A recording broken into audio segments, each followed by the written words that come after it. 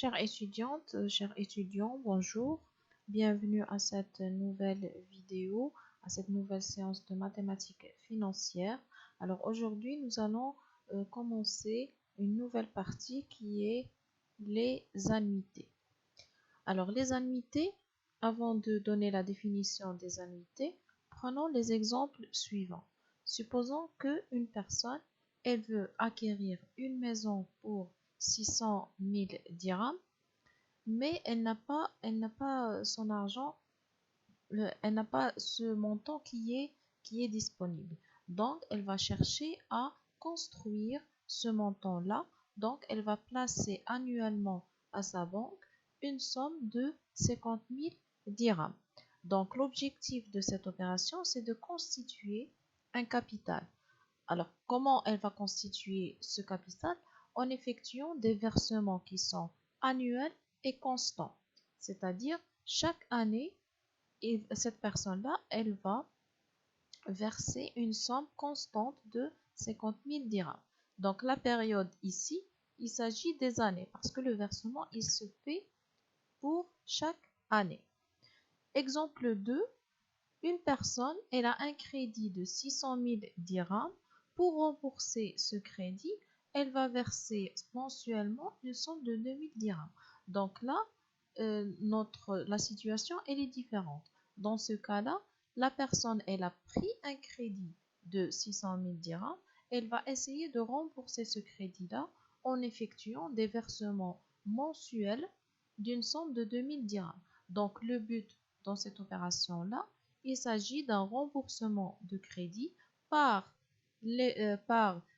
un ensemble de versements qui est mensuel et constant, c'est-à-dire qui se fait d'une constante, c'est-à-dire c'est la même somme qui va être versée pendant chaque mois. Donc notre période, c'est le mois. Donc là, dans les deux situations qu'on vient de voir, il y a des versements qui sont faits d'une manière constante et d'une manière périodique. Donc, dans le premier cas, notre but, c'est de constituer un capital. Dans le deuxième cas, le but, c'est de rembourser un crédit. Donc, dans les deux situations, on parle d'annuités. Alors, les annuités, ce sont les versements réguliers qui sont effectués à des intervalles de temps constants, c'est-à-dire à la fin ou bien au début de chaque période, que ce soit la période une année, un mois, un semestre ou un trimestre. Donc, dans le but, soit d'acquérir un capital, c'est-à-dire on va verser jusqu'à atteindre une somme qui est désirée, soit rembourser une dette, c'est-à-dire que nous avons déjà pris un crédit et on va essayer de le rembourser par ces annuités, c'est-à-dire par ces versements. Donc, on utilise le terme annuité lorsque les versements sont annuels. On utilise le terme semestrialité si les versements se font par semestre, le terme trimestrialité si les versements ils se font chaque trimestre et mensualité pour des versements qui se font mensuels. Donc nous, dans notre vie quotidienne, c'est le mot mensualité qu'on entend le plus parce que en général, on effectue des versements pour chaque année. Donc, lorsque le montant de chaque versement périodique il reste identique, alors l'annuité elle est dite constante. C'est-à-dire, chaque période, on va verser la même somme d'argent. Donc là, on parle des annuités qui sont constantes. Si le montant des annuités il change d'une période à une autre, alors dans ce cas-là, on parle d'annuités qui sont variables. Alors, prenons maintenant, nous allons commencer par les annuités qui sont constantes. Alors, on va tout d'abord calculer la valeur acquise par un ensemble de versements. Donc, je vais prendre un exemple. Bien sûr, la valeur acquise dans le cas des annuités, c'est la même définition que dans le cas des intérêts simples et dans le cas des intérêts qui sont composés. C'est-à-dire, la valeur acquise, c'est la valeur que va atteindre une suite d'annuités à la fin du dernier versement. Donc la somme des annuités elle sera notée V indice N. Elle est exprimée immédiatement après le versement de la dernière annuité. Alors prenons un exemple pour essayer de voir la formule pour calculer la valeur acquise dans le cas d'un ensemble d'annuités. Donc, une personne verse annuellement 1000 dirhams à la banque pendant 4 ans. Quelle est la somme retirée au moment du dernier versement, sachant que le taux c'est 10%. Donc là, il y a des versements qui se font chaque année. Le montant de chaque versement, c'est égal à 1000 dirhams avec un taux qui est égal à 10%. La question, c'est à la fin de cette durée, à la fin de ces 4 années, quelle sera la valeur acquise par ces 4 versements. Donc, si on verse chaque année 1000 dirhams, la réponse évidente qui va nous venir à l'esprit, c'est 1000 multiplié par 4, c'est-à-dire 4000. Mais cette réponse est fausse. Pourquoi? Alors, on va essayer de faire une simulation de ces versements. Alors, prenons l'exemple suivant. On a ici, on a des périodes et en haut, on a les versements qui se font à la fin de chaque année. Donc là, on a 4 années. À la fin de la première année, donc on suppose que les versements ils se font à la fin au début de la période. Donc à la fin de la première année, ou bien à la fin, pardon. Donc on suppose que les versements ils se font à la fin de chaque période. Donc là, à la fin de la première année, on vient de verser 1000 dirhams. Donc la valeur acquise pour le moment, c'est 1000 dirhams. Pourquoi? Parce que c'est ce qu'on vient de verser. Maintenant, à la fin de la deuxième année. À la fin de la deuxième année, quelle sera la valeur acquise par ces deux versements? Donc, ça sera combien? V2, donc on va la noter V2, c'est 1000 dirhams qu'on vient, donc c'est 6000 dirhams qu'on vient de verser, plus 1000 dirhams qui, pendant toute cette année, elle va générer un intérêt. Donc, 1000 dirhams, c'est le versement qu'on vient d'effectuer, plus 1000 dirhams de l'année première, de l'année précédente, qui a généré des intérêts. Donc, c'est 1000 multiplié par 1 plus le taux. Donc, cette quantité-là, c'est le premier versement qui a généré des intérêts. Donc, ça nous donne 1000 plus 1000 multiplié par 1,1. Maintenant, à la fin de la troisième année, qu'est-ce qu'elle devient la valeur acquise? C'est-à-dire qu'on est là. Donc, je vais effacer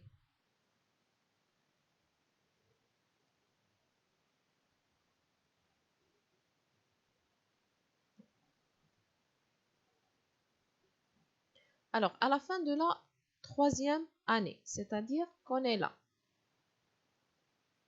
On vient de verser 1000 dirhams.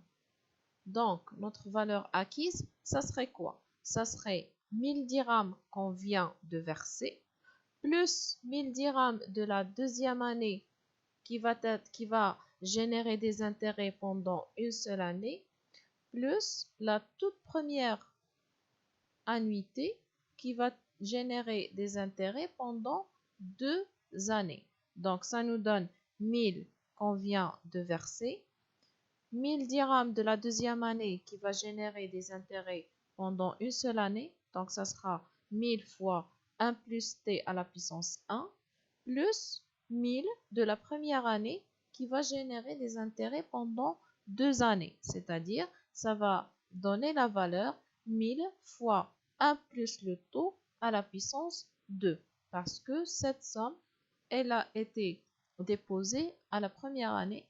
Donc, la durée de placement de cette somme, c'est 2 années. Alors, continuons. Maintenant, pour la quatrième, à la fin de la quatrième année, c'est-à-dire qu'on est là, la valeur acquise, ça sera 1000 dirhams qu'on vient de verser, plus 1000 dirhams de la troisième période qui va générer des intérêts pendant une année, plus 1000 dirhams de la deuxième année qui va générer des intérêts pendant 2 ans, et plus 1000 dirhams de la première année qui va générer des intérêts pendant 3 années. V4 égale 1000 dirhams de la 4e année plus 1000 dirhams de la 3e année multiplié par 1 plus t à la puissance 1 plus 1000 de la 2e année qui va générer des intérêts pendant 2 années et finalement 1000 de la première année qui va générer des intérêts pendant 3 années. Alors dans le cas général, maintenant nous allons essayer de donner la formule dans un cas général. Donc nous allons noter V indice N, la valeur acquise par la suite des annuités. A, c'est l'annuité constante de fin de période. Donc là, on suppose, comme dans l'exemple précédent, c'est 1000.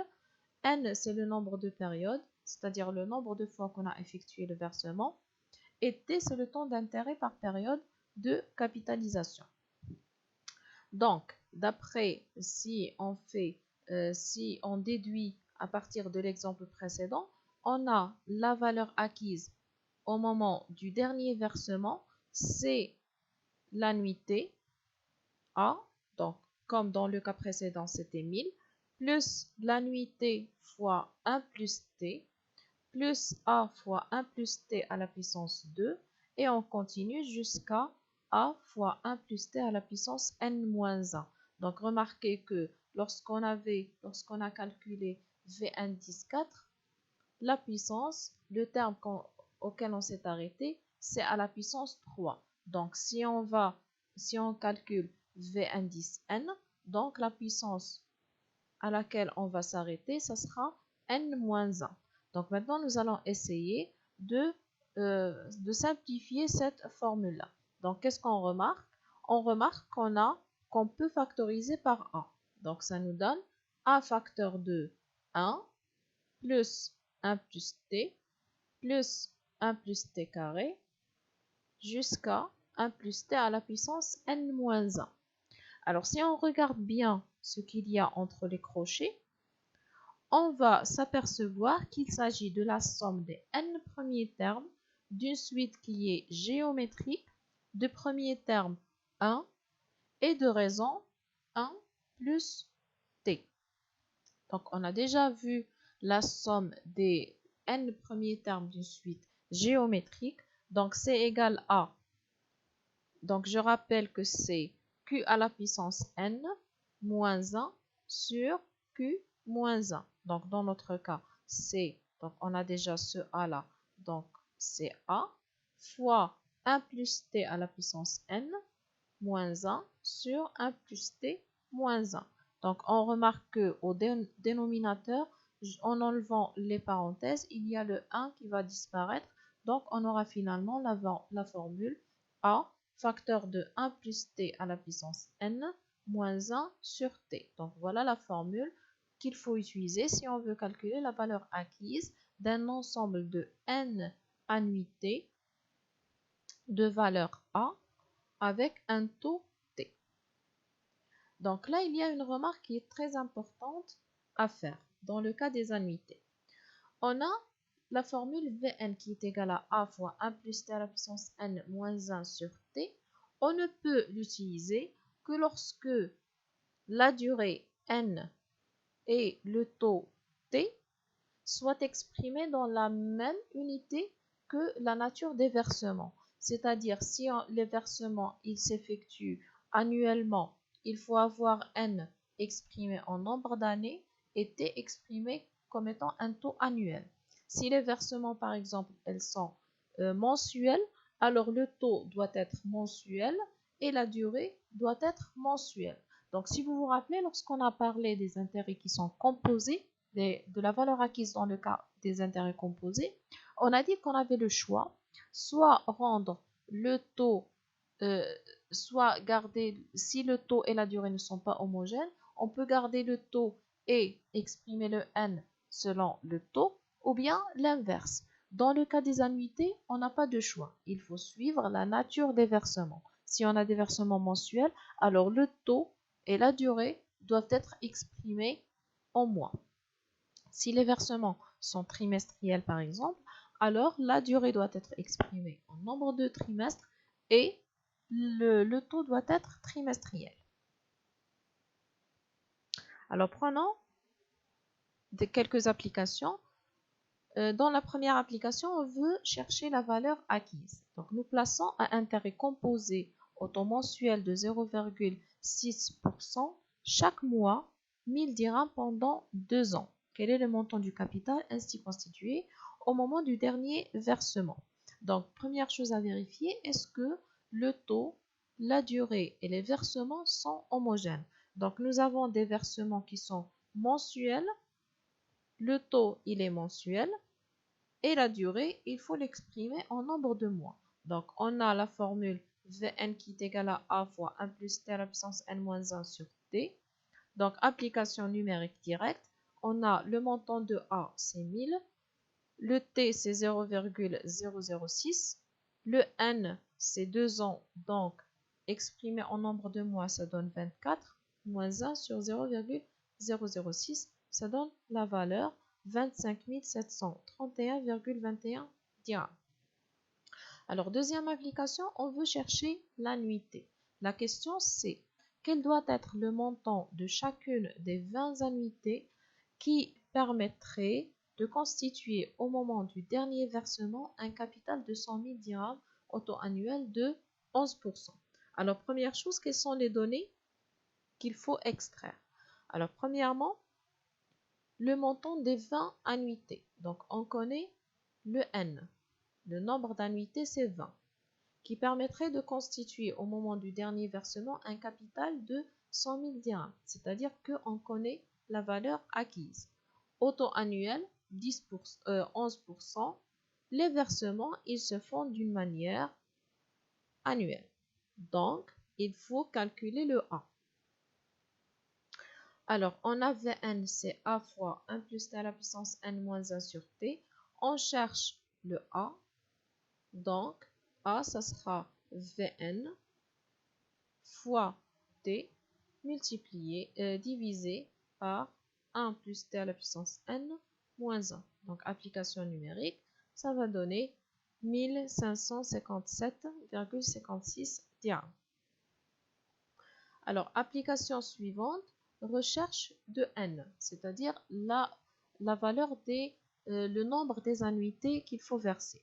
Donc, combien d'annuités constantes de 10 000 dirhams? Donc là, on connaît le A. La valeur de A, c'est 10 000. Faut-il verser en fin de période pour obtenir un capital de 150 000 dirhams qui représente la valeur acquise au taux annuel de 7%. Première chose à vérifier, est-ce que le taux et les versements sont homogènes? Donc, on a des versements qui sont d'une façon annuelle parce qu'on cherche le nombre d'annuités. Donc, ce sont des versements annuels. Donc, les versements sont annuels. Le taux est annuel. Donc, c'est bon. Donc, les données comme ce qu'on avait dit, c'est 10 000 dirhams pour le A. VNC, 150 000 dirhams. TA, c'est 7%. Et les versements sont annuels. On cherche à retrouver la valeur de N. Donc, on va faire passer tous les termes qui ne contiennent pas le N, on va les faire passer de l'autre côté. Donc, on aura 1 plus T à la puissance N moins 1, c'est Vn sur multiplié par T divisé par A. Donc, 1 plus T à la puissance N, ça sera cette quantité-là plus le 1. Donc, on cherche le N, donc nous allons appliquer la fonction ln. Donc, n ln de 1 plus t, c'est ln de cette quantité, ce qui veut dire que le n, c'est ln de vnt sur a plus 1 sur ln de 1 plus t. Application numérique, ça va donner 10,60. Donc là, il y a une remarque qu'on doit faire pour ce cas-là. Donc, vous remarquez que le n, ça a donné un nombre avec la virgule. Le n, normalement, c'est un nombre d'annuités. Donc, on ne va pas dire au client de nous donner 10 annuités, 6. Ça n'a pas de sens parce qu'il faut que ce soit un nombre qui est entier.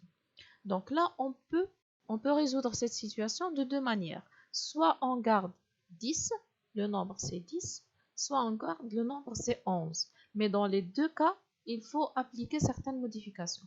Si on donne le nombre c'est 10, alors dans ce cas-là, il faut calculer pour le 11e, pour les annuités, il faut les recalculer. C'est-à-dire que si je prends 10, alors les annuités qu'il faut placer, qui est égal à 10 000 dirhams, ne vont pas atteindre 150 000 dirhams. Donc, il faut recalculer la valeur de A, c'est-à-dire considérer n égale à 10 et calculer le A pour atteindre la valeur 150 000. Ça, c'est le premier cas. Deuxième cas, si on prend n égale à 11, alors dans ce cas-là, pour la 11e annuité, il faut donner juste le reste qui va permettre d'atteindre le 150 000. Donc j'espère que vous avez bien compris cette situation-là. Donc voilà, on va s'arrêter là pour aujourd'hui et on se retrouve dans la séance prochaine.